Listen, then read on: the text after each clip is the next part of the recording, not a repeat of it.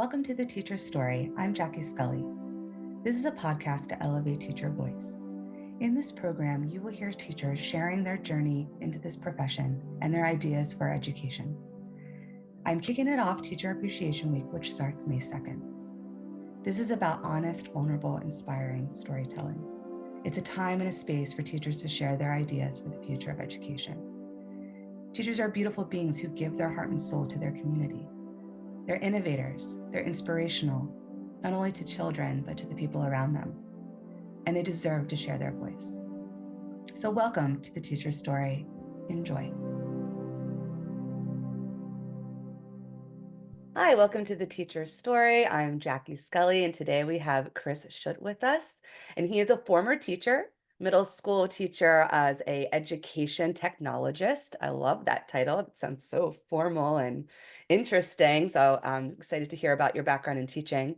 And then transitioned out of the classroom and has worked for Pearson as a senior product designer, founder of Schutt Career Consulting, LLC, is a career coach. And I think a lot of what we'll get to later in the conversation is maybe how you could maybe help, teachers who are looking to transition out of the classroom if they're looking for something new in their either in education space, but maybe a new role completely. So thanks for being on the show. Absolutely. Thanks for having me, Jackie. Thrilled to be here. So my first question for you is, what initially got you into education in that first role that you were in? Yeah, so most people go into education because someone had a really big impact on their life, or from a young age they found a passion. That is not what happened to me. Honestly, I went into education because I wanted a better work-life balance, which is kind of funny looking back on it because that's the exact opposite of what I got. But Exactly. But before I was in education, I was working in the corporate world as an insurance analyst, and I could not stand my job. I was anxious, I was burned out, to the point where the stress of the job was making me physically ill. Mm. And so I was looking for another career, but I didn't know where to go because this was the last career option within my field of study. So am I going to have to go back to school? Am I going to have to go through a boot camp to change into a different industry? I really didn't know. But then around this time, my father was laid off from his position. And while he was looking for another full-time role, he started substitute teaching. And he would come home and he'd share stories about his day as a substitute teacher. And I thought it was really interesting because he had no education or experience. I honestly have no idea why he thought he would go into education, but I found his stories interesting. So I figured, you know what? Most of my family and friends are educators, and I was looking for something that had a higher level of fulfillment than what I was currently experiencing. So I went the substitute teaching route as well, and really enjoyed the courses, especially when they would discuss things like how do we effectively learn, how can we deliver a lesson in a way that really makes an impact on students. But the moment that really made me pull the trigger was when I gave my first lesson. The instructor was observing my first lesson, and first thing she said was, "You need to go into middle school education." And I said, "Done." That was all I needed apparently. So I did. I tweaked my resume, sent out applications to different school districts, and a month later, I was hired on by a school in Wisconsin on an emergency permit. And that's kind of Wow. how I went from the cubicle to a classroom full of students who have easy access to knives and power tools. That's really cool that you were just doing this as kind of like almost like a side gig, kind of in between of transitioning out of the corporate world. I've had quite a few people on that have teaching was their second career. So like was in the corporate world and just felt like, what am I doing? What's my purpose? Like this isn't meaningful. And thinking like, well, at least like mentoring young people would be meaningful. It could give work-life balance as you're thinking, oh, holidays, summer's off. You end at 3 o'clock, like done. Yeah, like you're still working around a lot of that time, as I'm sure you'll talk about. But that someone saw something in you, especially thinking middle school, which is it takes a very special person to teach middle school. I taught middle school in my first years teaching. I could not go back to it now. I've just been in, high school for so long. But it's funny because like the lower school teachers or elementary school teachers were like, oh, they're so patient, they're so caring, they have to have a lot of energy. And then like the high school teachers are like, they're usually very serious and like, everything perfect, like in a line, very regimented. And in the middle school, you see them and they're just bonkers. They're just like all over the place. They tend to be like the funniest and most fun people to be around. Like if you want to go to a happy hour, go to a happy hour with middle school teachers because A, they have stories and they're just fun people because you have to have that kind of like spunky, spontaneity kind of attitude and like personality to be around a bunch of hormone filled kids going through, their transition in life. So that's fun. So what are some maybe early stories or lessons that you learned or challenges or any aha moments from your early times teaching middle school? Yeah, so one of my favorites was one of my biggest bloopers as an educator. So my first 2 weeks were rough. I had no education, no experience. So to say I wasn't really sure what I was doing would be a bit of an understatement. And my imposter syndrome was on steroids at this point. I just felt like I'm completely letting my students down. But I had a lesson coming up for one of my eighth grade classes, and I was really excited because it's 3D modeling and we were going to be using a software that I used in college. I was pretty proficient with it. So I'm like, you know what? This is where we're going to turn it around. And so, super excited. I'm making the lesson plan. And while I'm delivering the lesson, I'm thinking, man, I am just crushing this. And then as soon as I finished the lesson, I had a student raise his hand. He said, Mr. Schutt, I didn't understand any of that.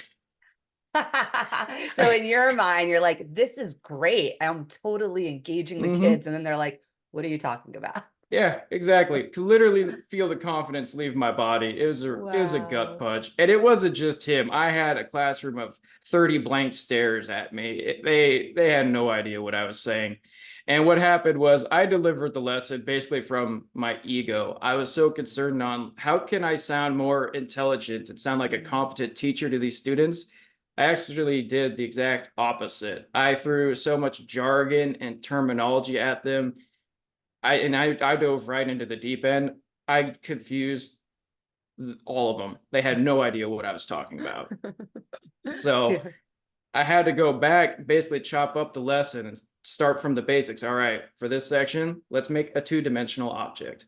All right, now in this section, let's turn that two-dimensional object into a three-dimensional object.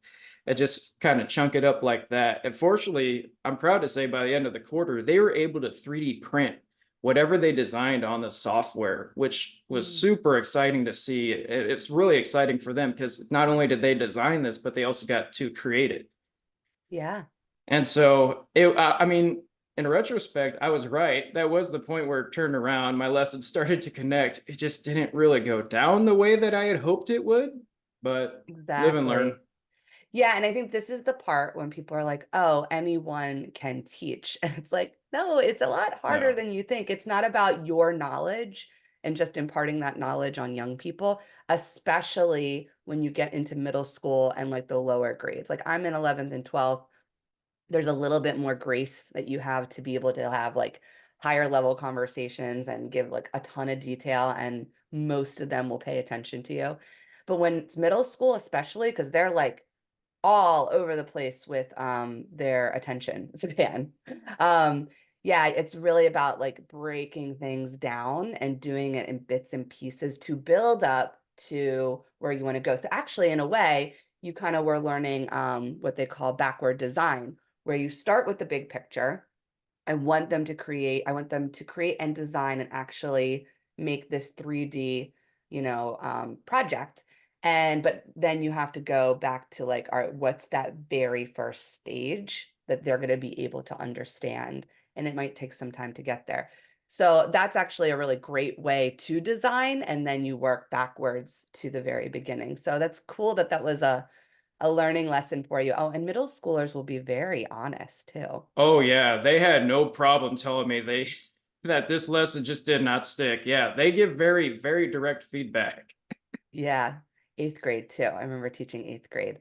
I taught middle school in Hawaii and I'm from the Philadelphia area.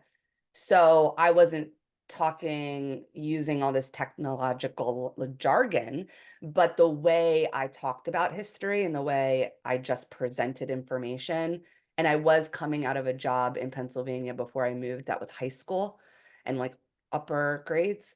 So when I first started with these students, I was like, blah, blah, blah, blah, blah, blah, blah, blah, blah, and saying all of these words that they didn't know and talking so fast. They are like looking at me like, what are you saying? Like, we don't know how to follow you. Like, I got a lot of pushback my first year and had to learn how not only to break things down for middle school, but I also had to like learn their code. Like, there's this whole like, code switching with different groups of kids, like in different cultures, different communities, and the way that kids learn and talk and kind of, take in information, at least in Hawaii and the school I was in, was very different than what I experienced in Philadelphia. It's a very different part of the country and world. So I had a little bit of that too. I'm like, oh, I'm gonna have to go back to the drawing board because I am not reaching these kids at all. And if you can't reach them, doesn't matter how much you know. You could be the smartest person. I was like, you could be Mensa, you can be a genius.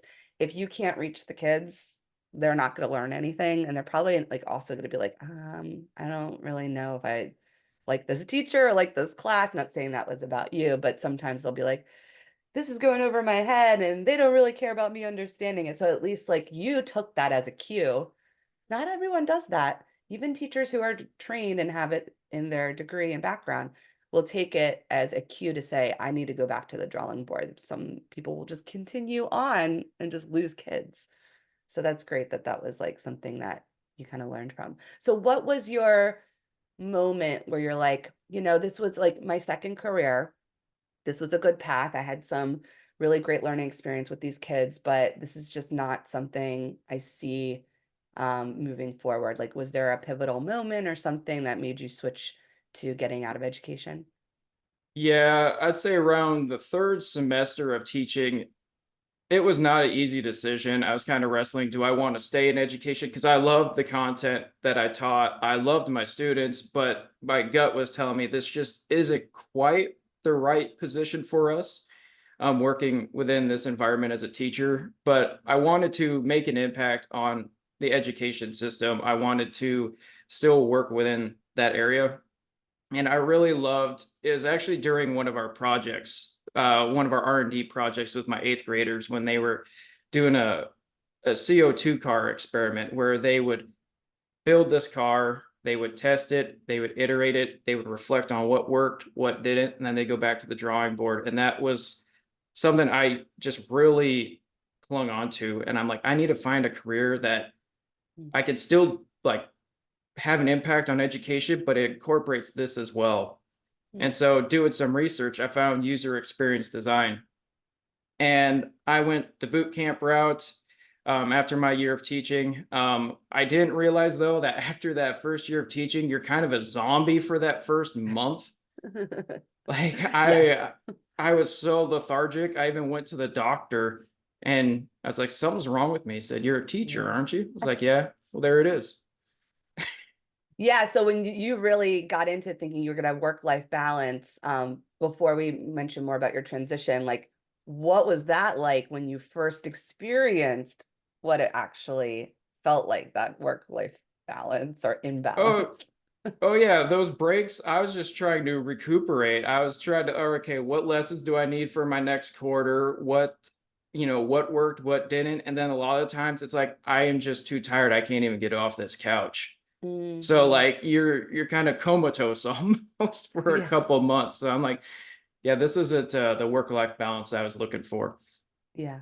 But yeah, going back to my transition, basically I went the boot camp route, and I made all the mistakes trying to break into ed tech.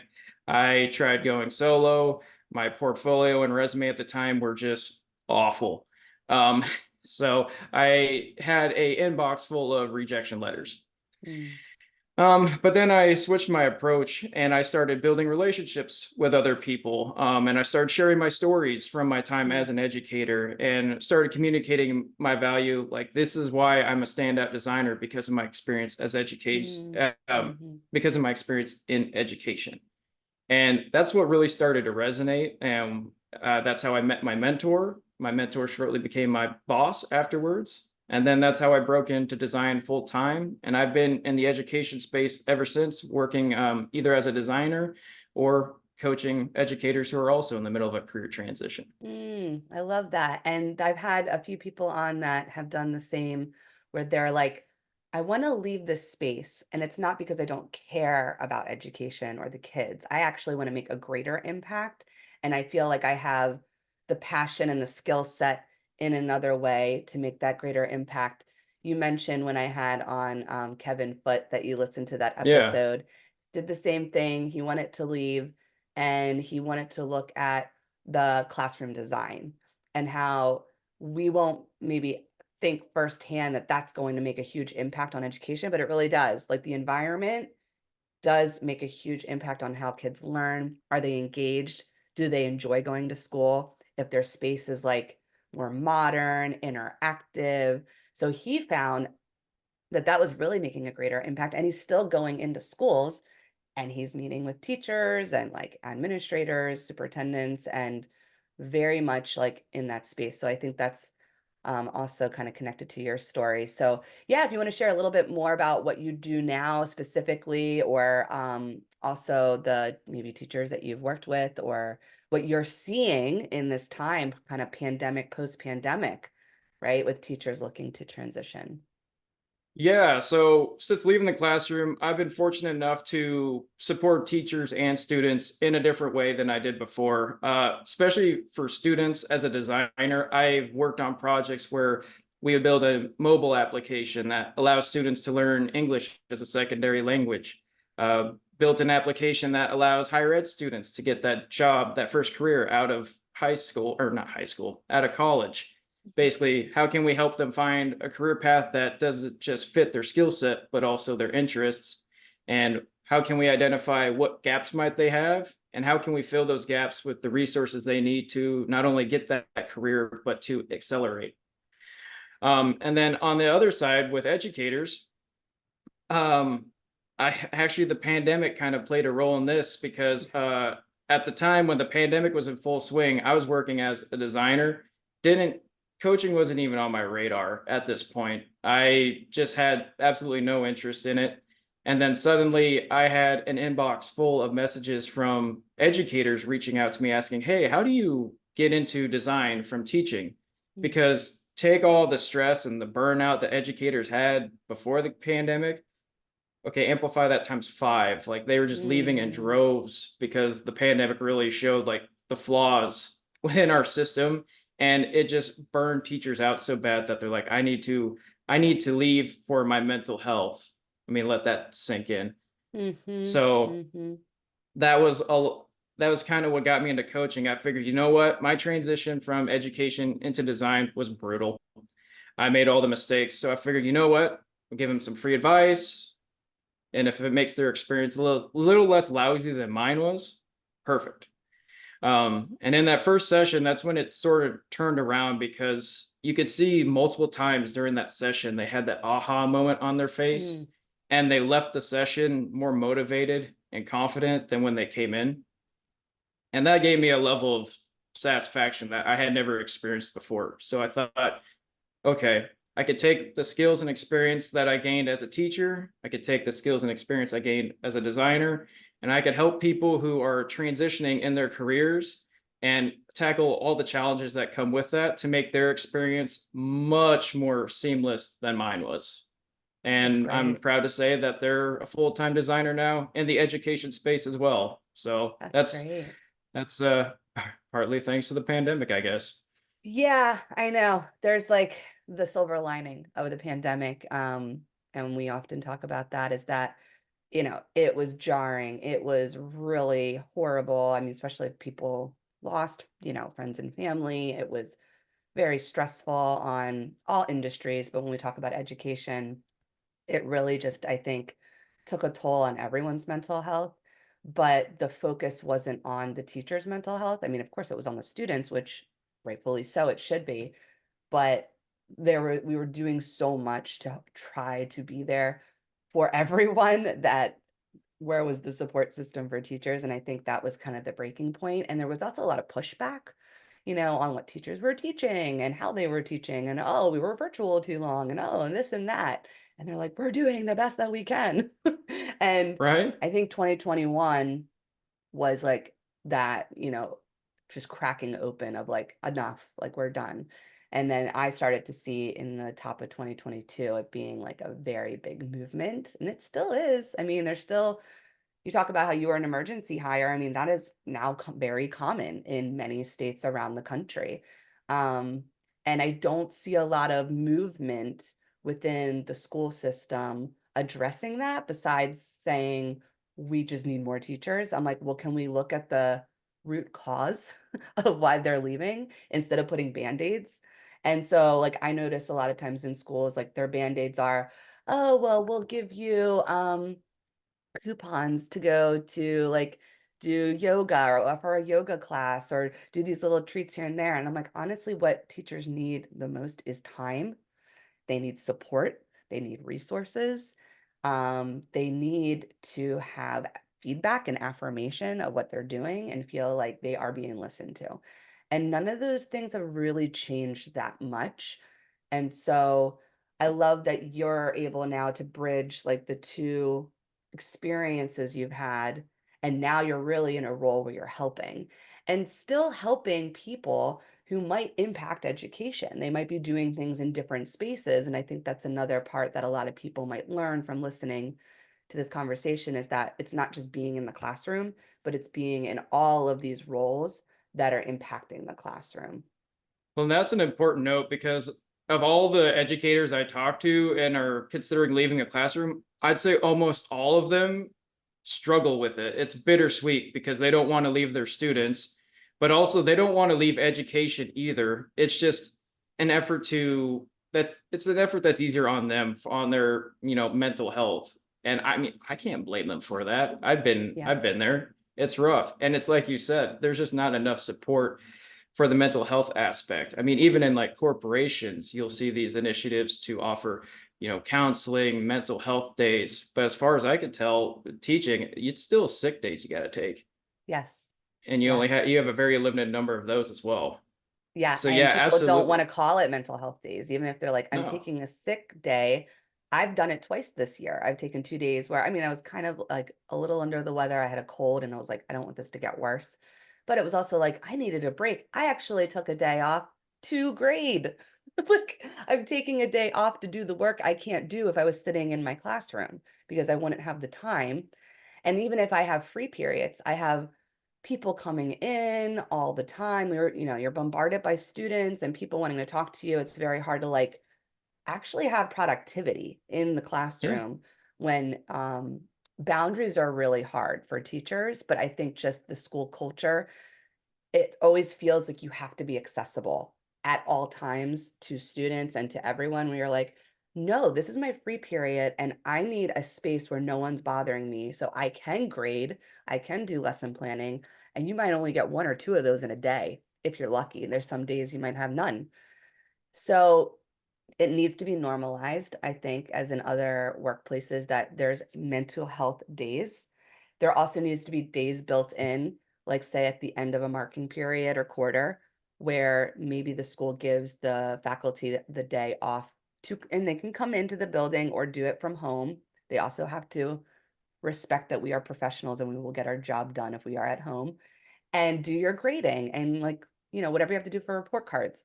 We have a quarter end on a Friday, and then by Monday, so the weekend, your grades are essentially due. We still have a week to write comments because we have to write these long narrative comments, but your grades have to be due because we need to see like if kids are not doing so well, we have meetings the following week.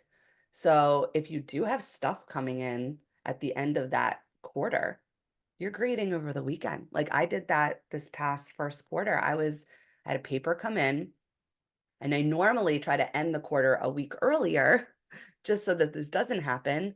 But, things get behind or the schedule gets busy. And I had a paper come in with two classes, and I was doing that for an entire weekend or like about 5 hours. So that just doesn't make any sense at all. Instead of saying, let's take this Friday off, like the quarter ends on a Thursday, the Fridays off, faculty can come in or work from home. Whatever you collected or assessed this week, you now have the 8-hour day to do whatever you need to do. And honestly, you could get it all done well before 8 hours. Like I could start my comments. Like when I'm at home and I'm in my space and I'm like zeroed in working, I can do it in half the time than when I'm at school. Absolutely. Yeah. So, And yeah. a lot of it comes down to class size too. I was speaking to an Yeah. educator not that long ago because I mean, when I taught, I averaged about 25 to 30 kids in a class, and 30 is a lot. Yes, it is. That's a lot of kids to manage. That's kind of the And middle tipping point. school. Oh, yeah. It's like the difference between having a class of students and a pack of wolves. And now you hear stories post pandemic where there's such a teacher shortage that their current class sizes went from an average of 20 students to now almost in the 40s. Like, how do Mm, you manage that many students being just one person? right. And so you'll see people get their planning periods taken away because they have to fill that time with something else, some other responsibility, whatever they decide it is. And they figure, okay, that's fine. I'll stay a half hour after work. That's just the nature of the beast, right? But then that gets taken away because they're voluntold to take on additional activities after school for an hour or two, whether it's tutoring, after school Mhm. activities. And now it's like, okay, well, now I still have to plan my lessons, but now I have to either do it at home or over the weekend. And it just adds to the burnout and the frustration. It's Yes, like, absolutely. don't burn the teachers that you currently have while you're trying to find a new one. Because by the time you find that one person to fill that role, you're probably chasing 2 or 3 out of the classroom now. Yes, that's so true. I know. And that's why I started this podcast. I mean, I didn't start it just to be like talking about transitioning teachers. I've had many on, but I've had many that are still in it and many in various educational spaces around the world. So it doesn't necessarily look like just K through 12 traditional classroom. But I started this as a place for kind of my own healing and wanting to connect with other people going through the same thing in 2022 and just to make space for these conversations because I felt like it wasn't anywhere besides like private online groups, but no one else is listening to that. So I especially wanted people from outside the industry to listen to these stories because I think if you have allies in other industries that are outside of education and they're hearing about this, and a lot of them are like, whoa, I had no idea. I had a friend recently read my book that I just had out this fall where I talk intimately about teaching and all of these experiences I've had. And she's never been in the industry and she knows me very well. Um, and she's like, I had no idea. It just totally changed the way I view teachers and education, and something needs to change.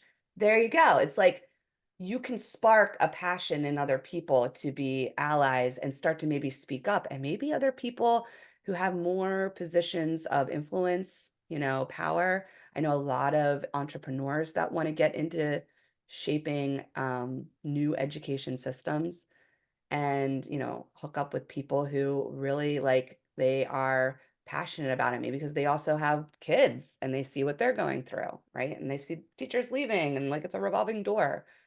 So it's important to share this. And I think it's important that you're sharing your story as I did this as a second career. So I actually left something, went into it because it seemed like that was something that would be fulfilling and someone saw something in me. And then I wanted to expand and impact it on a greater scale. And now I want to help those who have a similar vision. So I think that's a really cool journey that you're on. So thank you so much for sharing that. Is there anything else that you'd like to share about the work you do, what you're seeing now currently in education, or just like any ideas of what we could be doing to help this crisis?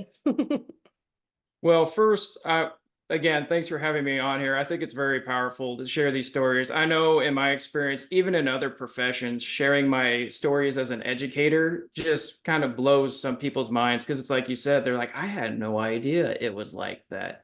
And that's what I do a lot with.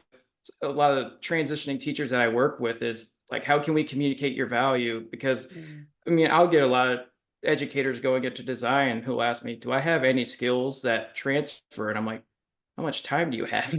You- Problem solving skills. When are you not solving problems as a teacher? All the There's time. always something. Can you work in a fast paced environment? It's like, get on my level. I used to teach middle school, you know, organization, delivering presentations. Like these are all skills you've got Mm, down. Even if you don't even teach tech ed, you've got these skills right. as an educator. So share those stories. But one thing I did notice within my classes, because my classes, I was trying to promote critical thinking and problem solving. And I was kind of fighting with the traditional way that we grade and teach students because I, let's just say, for example, we had a CO2 car experiment. And I figured, okay, this will be easy. Your car goes this far, you get an A. This far, you get a B, so on and so forth, right?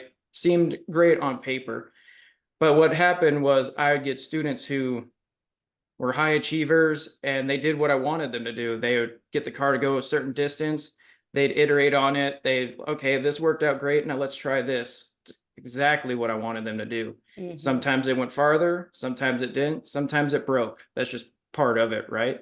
But come test day, you'd have unfortunate timing where it might not go very far or it might break. So now you have this student who's getting A's in all his other classes and is hyperventilating in my class because he thinks he's going to fail because his car broke. Oh, They didn't fail. I wasn't yeah. going to punish them for doing exactly what I wanted. But Yeah. I realized that applying that typical traditional grade book to my class for those types of engineering type courses just wasn't Yeah. working. I Yeah. couldn't assess their outcomes. I had to focus on the processes. Okay, during this stage, what did you face? What was the challenge? How did you address it? What did you take away from it? Okay, now at this stage, what happened? Okay, at this stage, what Mm. happened? And then I was able to more effectively, I'd say, evaluate their performance, but it still wasn't perfect. So that was one obstacle I came across was kind of that cookie cutter approach to how Hmm. we deliver education. And I mean, you know, students, they all have different needs, they all learn different. It's not giving them the same basic factory kind of Hmm. approach to education just doesn't work. Yeah. And I like that you mentioned process because I talk about that a lot, even within my own school. I'm like, we're a product school. Most schools are product schools because it's the grade, right? What does that grade mean on your transcript, getting into a certain college, if that's your track, whatever. But we don't value the process. And you can grade process, like you can make rubrics for that, where you're looking at improvement, you're looking at reflection, you're looking at going back to the drawing board, you're looking at failure as a positive because it's what you do with that failure. So it's like, here's something you failed. That's not going to be your end result outcome grade, but I want you to do something with it. If you decide to do nothing with it and you're just like, I don't really care. Okay, that might be then reflect it, right? But if you're like, no, I'm determined to go back and fix this, even if I fail again, that's going to be part of your grade, your outcome, because you are learning from the process. And that's really what you do in the real world, especially if you're going to get into anything with STEM, right? Anything with Right. STEM, you have to be okay with failure. You have to be absolutely, okay with reflecting on a deep level and going back to the drawing board many, many times. And I would say that in almost any field, but definitely STEM. And so I think there are lots of schools that are starting to spring up that are more kind of alternative education spaces that are focusing on process and more like portfolio based reflection. Maybe they don't give like grades, but they look at like more feedback, written feedback on like a rubric, narratives. And we have that too. But grades are it's such a problem because it's all about, especially like I'm at a very competitive college preparatory school, and every kid thinks they deserve an A. They all want Hmm. an A. The A doesn't mean anything to them besides the A as that on the report card. They don't actually think about what did they do to get to that. And that's why I'm like, we need to start thinking about portfolios. I want students presenting and talking about their work, talking about the process. And then that is part of the culminating grade, right? Like if you can give a formal presentation and talk about your failures, talk about your improvements and your strengths and how you are this like holistic person learning, right? That should be a quality, not just the test. And that's why I get frustrated with that as well in the system overall. But particularly in STEM, you don't want it just to be about that product or that Yeah. one test that you do, because there's so many things leading up to that. Yeah, I loved what you said there because I don't want students to just memorize stuff for a test and then they'll forget about it 15 minutes later. I care more about what mistakes did you make? What did you take away from it? And then how are you applying the learning? That's, I don't care how many mistakes you make. I encourage you to make mistakes. Like that was the basis of my all my classes. But I don't want you to just memorize stuff just to get the A and then that's it. You're not going to retain that information afterwards. Yeah, absolutely. This is great. Thank you so much. And I love your journey. I think you're doing really cool work, especially with working with educators. So, would you like to share with our listeners, and I'll put it in the show notes, your contact information, where it's best for anyone to find you, website information, or anything? Yeah, so the best way to find me is on LinkedIn. I'm pretty active on there. Always love talking to educators, so feel free to reach out and shoot me a message. Thank you so much. And I'll plug that and any other information, contact information you have in the show notes. Thanks, Chris, for sharing your story today. Oh, thank you for having me, Jackie. This was great. Have a great day and happy holidays.